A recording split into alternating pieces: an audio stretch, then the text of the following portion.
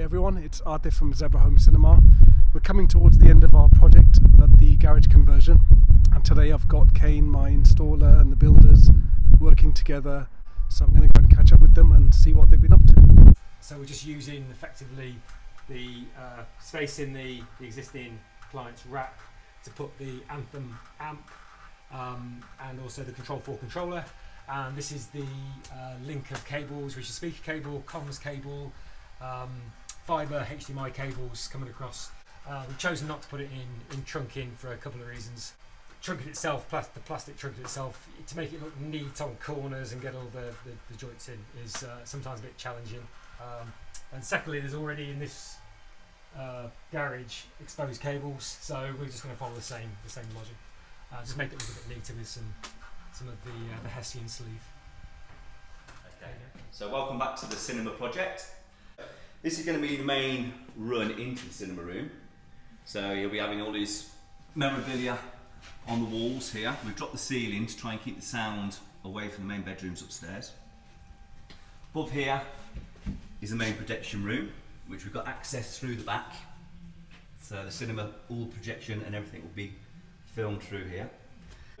Air vent leading into the main room, which we'll show you when we get into the main room. We've got two of them going in, obviously to give the room ventilation. So into the main cinema room. And as you can see, the project's nearly done. Two raised areas for the back seating.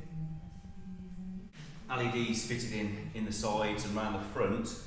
All the lighting is going to be controlled by Control 4. Good, so you'll walk in, you'll press the film, all the lighting will come down. We've got LED lighting, which are going to be going in these channels at the top and the bottom.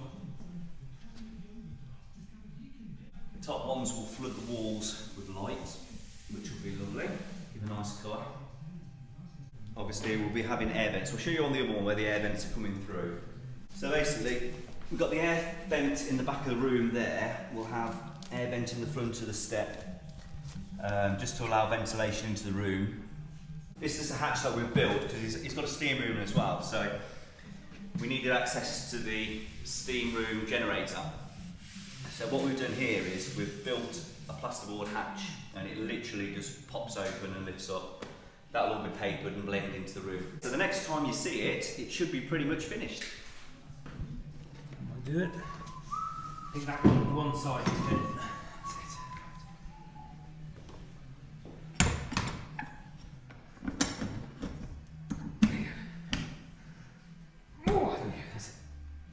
That's it. And that is why you do a dress rehearsal for fitting the speakers. Spot on there. Yeah, so the overall profile was right, it's just a bit of just needs that bit at the back trimming away, doesn't it? Yeah. But that's good, I can do that on all. There we go. First time fit. Well, cool. First time, straight in. Told you it'd be perfect. There you go.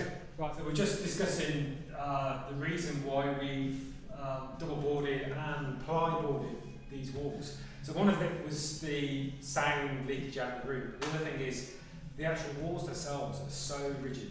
And you can tell that one of the easy, quick ways to check if the wall's good is if you bang it, we get almost no vibration from the walls. Frequencies are dying instantly.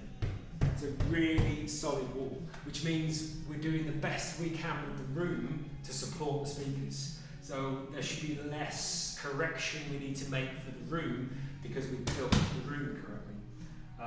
So it's a real good sign, really good sign. So it sounds great. Okay.